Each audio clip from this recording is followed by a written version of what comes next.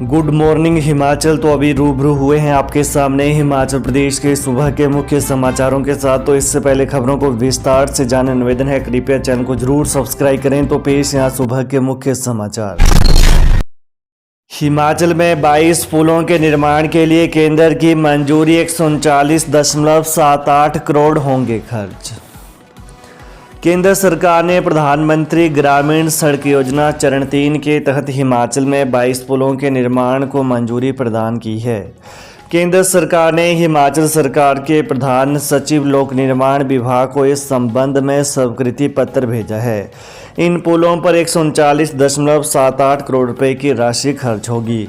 केंद्र सरकार 106.53 जबकि प्रदेश सरकार 33.25 करोड़ रुपए खर्च करेगी। ज़िला ऊना में सबसे ज़्यादा 11 पुल मंजूर हुए हैं। इसके अलावा ज़िला चंबा और कुल्लू में 1, कांगड़ा में 5 और सोलन ज़िले में 4 पुलों को स्वीकृति दी गई है। कृषि विभाग में अब किसान बागवानों को नहीं मिलेगी एंटी हेलनेट। हिमाचल प्रदेश के किसानों बागवानों को अब कृषि विभाग से एंटी हेलनेट की सुविधा नहीं मिलेगी। सरकार ने कृषि विभाग के जरिए मिलने वाली एंटी हेलनेट स्कीम को अब उद्यान विभाग में शामिल कर दिया है। ऐसे में एंटी हेलनेट के लिए जिन हजारों किसानों ने कृषि विभाग में आवेदन कर रखा था, अब उन्हें बागवानी विभाग में फिर से आवेदन करना होगा। सरकार एंटी हेलनेट योजना में किसानों बागवानों को 80% अनुदान देती है।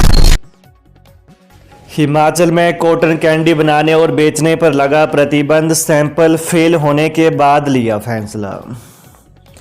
हिमाचल प्रदेश में कॉटन कैंडी बनाने और बेचने पर स्वास्थ्य विभाग ने प्रतिबंध लगा दिया है। सैंपल फेल होने पर यह फैसला लिया गया है। सोलन, शिमला, बिलासपुर और अन्य शहरों में इनके सैंपल भरे गए थे। इसमें हानिकारक केमिकल पाया गया है। सोलन में 20 फरवरी को शहर से 7 सैंपल भरे थे, जिन्हें जांच के लिए CTL कंडाघाट भेजा गया था। कैंडी में रोडामाइन बी केमिकल है, जिससे कैंसर हो सकता है। सरकार ने संबंधित विक्रेताओं को नोटिस जारी कर जवाब मांगा है। कांगड़ा एयरपोर्ट के विस्थापितों को मिलेगा 5 गुना मुआवजा, अब इतने रुपए देगी प्रदेश सरकार। कांगड़ा एयरपोर्ट विस्थापितों को प्रदेश सरकार बड़ी राहत देते हुए राहत एवं पुनर्वास में 5 गुना मुआवजा दे रही है। राहत एवं पुनर्वास के तहत प्रभावितों को 7,92,000 रुपये दिए जाने थे, जिसके बजाय अब 37 लाख रुपए दिए जाएंगे। इतना ही नहीं, प्रभावित दुकानदारों को या तो सरकार दुकानें बनाकर देगी या फिर 9,75,000 रुपये देगी। यह राशि राहत एवं पुनर्वास राशि के रूप में दी जाएगी, जबकि प्रभावितों को उनके जमीन, घर, पेड़ पौधों या अन्य वस्तुओं की राशि सरकार अलग से देगी। नालागढ़ ट्रक यूनियन ने घटाया किराया, डीजल 2 रुपये सस्ता होने से भाड़े में प्रति किलोमीटर इतने पैसे की कमी। डीजल की कीमतों में कटौती के साथ ही नालागढ़ ट्रक ऑपरेटर यूनियन ने माल भाड़ा घटा दिया है। यूनियन ने माल भाड़े की दर में प्रति किलोमीटर 70 पैसे की कमी की है। माल भाड़े की नई दरें 20 मार्च से लागू होंगी। बता दें कि केंद्र सरकार ने डीजल के दामों में 2 रुपये प्रति लीटर की कटौती की है। इसी आधार पर नालागढ़ ट्रक ऑपरेटर यूनियन ने भी माल भाड़े में कटौती कर दी है।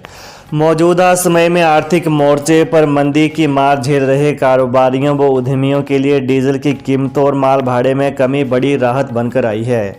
यहाँ उल्लेखनीय है कि शुक्रवार सुबह से पेट्रोल और डीजल प्रति लीटर 2 रुपये सस्ता हो गया है।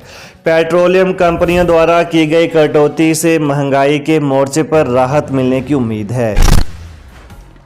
बिजली बिल का फर्जी मैसेज भेज रहे शातिर स्टेट इलेक्ट्रिसिटी बोर्ड लिमिटेड ने जारी की एडवाइजरी। बिजली के बिल भरने के उपरांत भी शातिरों द्वारा उपभोक्ताओं को बिल न भरने के फेक SMS और कॉल किए जा रहे हैं। Himachal Pradesh state electricity board limited के कई उपभोक्ताओं के द्वारा बिजली बिल न भरने के फेक SMS और कॉल की शिकायतों को ध्यान में रखते हुए विद्युत बोर्ड ने एडवाइजरी जारी की है। शातिरों द्वारा बिजली बिल न भरने पर विद्युत कनेक्शन काटने और ऑफिस का 9903827597 नंबर भेजा जा रहा है। Himachal Pradesh state electricity board limited द्वारा जारी की गई एडवाइजरी में बताया है कि इसी तरह के फर्जी मैसेज कॉल के माध्यम से शातिरों द्वारा लोगों को किए जा रहे हैं। जिसमें कहा जा रहा है कि हम कुमार हाउस विद्युत बोर्ड मुख्यालय से बोल रहे हैं और आपका बिल जमा नहीं हुआ है या आपका कंज्यूमर आईडी अपडेट नहीं हुआ है। Himachal Pradesh state electricity board limited के सभी उपभोक्ताओं की जानकारी के लिए सूचित किया है कि ये SMS और कॉल्स फर्जी व धोखाधड़ी वाले हैं। विद्यार्थियों को झटका, हिमाचल शिक्षा बोर्ड की किताबों के 1 से 10 रुपये बढ़े दाम। हिमाचल प्रदेश स्कूल शिक्षा बोर्ड ने शैक्षणिक सत्र 2024-25 के लिए किताबें जारी कर दी हैं।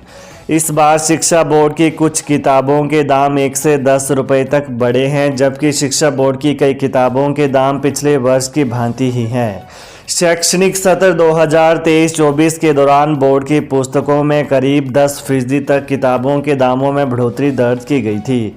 हिमाचल प्रदेश स्कूल शिक्षा बोर्ड ने शैक्षणिक सत्र 2024-25 के किताबों को प्रिंट करवाकर उन्हें संबंधित विक्रय केंद्रों को भेजा है।